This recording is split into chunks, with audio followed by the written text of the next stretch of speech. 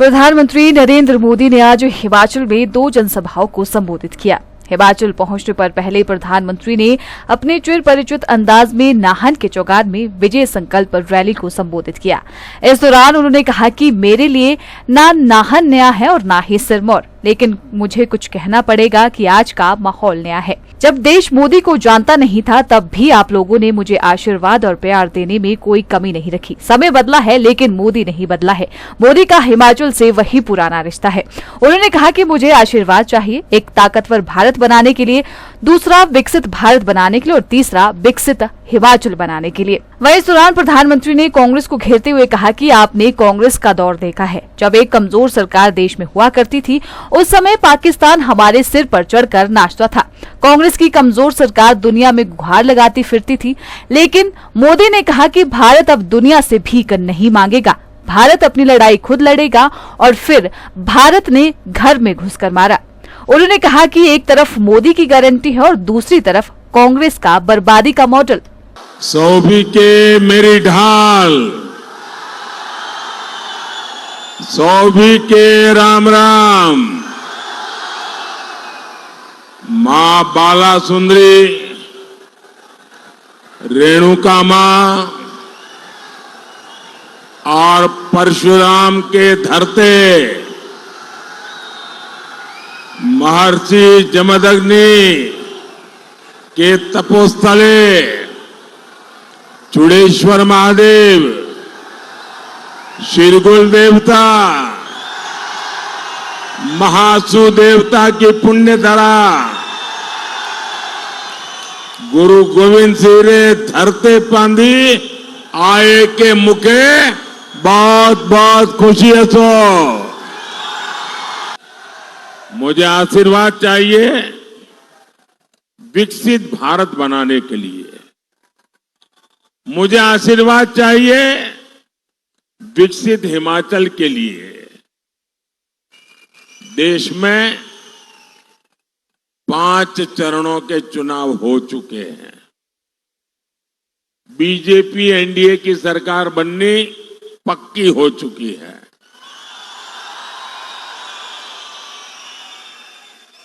और अब हिमाचल 4-0 से हैट्रिक लगाएगा। और हम तो देवभूमि के लोग हैं, हमारी एक भी चीज कभी बेकार नहीं जाने देते। तो कोई हिमाचली अपना वोट बेकार जाने देगा क्या? अपना वोट बेकार जाने देगा क्या? वो उसी का वोट देगा ना जिसकी सरकार बनेगी, और जिसको वोट देगा उसकी ही सरकार बनेगी। ये हिमाचल में पक्का है। पहाड़ों ने मुझे अपना सिर गर्व से ऊंचा रखना सिखाया है, और मैं मां भारती का अपमान नहीं सह सकता। लेकिन कांग्रेस मां भारती के अपमान से भी बाज नहीं आती। कांग्रेस को भारत माता की जय कहने से ही दिक्कत है, कांग्रेस को वंदे मातरम कहने से दिक्कत है। ऐसी कांग्रेस कभी हिमाचल का भला नहीं कर सकती। साथियों, यही कांग्रेस है जिसने भारत के सीमावर्ती इलाकों को अपने हाल पर छोड़ दिया था। जब बॉर्डर स्टेट में सड़क बनाने की बात आती थी तो कांग्रेस के हाथ पांव फूल जाते थे। कांग्रेस डर जाती थी कि अगर सड़क बनाई तो उसी सड़क से दुश्मन भीतर आ जाएगा।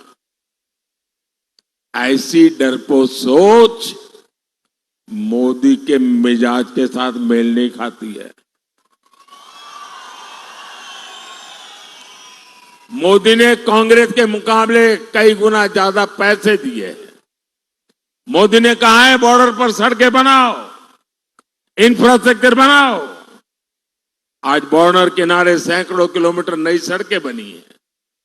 आज बॉर्डर किनारे रहने वाले फौजियों का, हमारे लोगों का जीवन आसान हुआ है।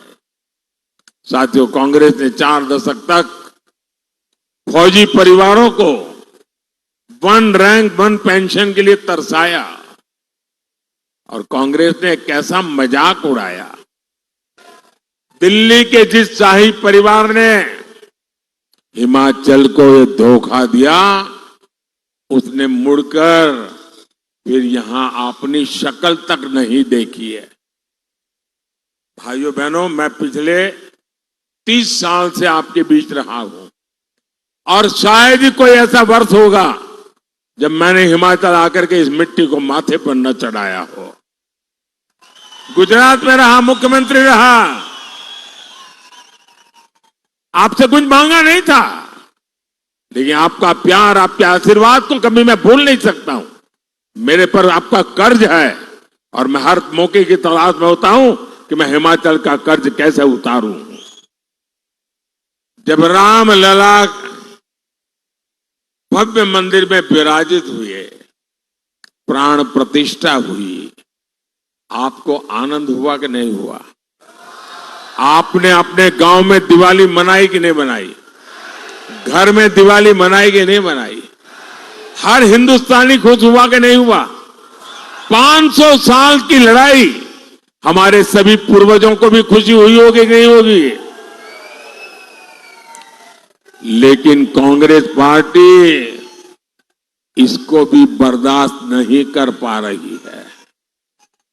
कांग्रेस और उनके एक साथी ने एक रहस्य खोला है। अभी कांग्रेस के साथी इस फर्स्ट फैमिली के राजदार है वो। उन्होंने कहा है कि कांग्रेस के अंदर साजिश चल रही है, अगर सत्ता में आए तो फिर से राम मंदिर को ताला लगा देंगे और रामलला को टेंट में रहने के लिए मजबूर कर देंगे। ये इनकी सोच है। क्या ये होने देंगे क्या आप? एक काम कीजिए, देखिए जब मैं हिमाचल में था तो गांव गांव भटकता था, लोगों के घर जाता था, मिलता था। अब आप लोगों ने मुझे ऐसा काम में लगा दिया कि मैं सबके पास जा नहीं पाता हूं, मिल नहीं पाता हूं। तो मेरा एक काम कीजिए, ज्यादा से ज्यादा परिवारों में जाइए, ज्यादा से ज्यादा लोगों को मिलिए और जाकर के कहना कि मोदी जी सिरमौर आए थे, मोदी जी ने आपको प्रणाम कहा है, मेरा प्रणाम पहुंचा देंगे, हर घर में मेरा प्रणाम पहुंचा देंगे, पहुंचा देंगे, पक्का पहुंचा देंगे। दूसरा काम, हम तो देवभूमि के लोग हैं, हमारे यहां हर गांव के अपने देवी देवता होते हैं, अपने देवता होते हैं, देवता का आगमन होता है, हर गांव के अंदर एक पूजा स्थल होता है। आप सब मिलकर के गांव में जाके मेरी तरफ से मत्था टेकना, आशीर्वाद मांगना।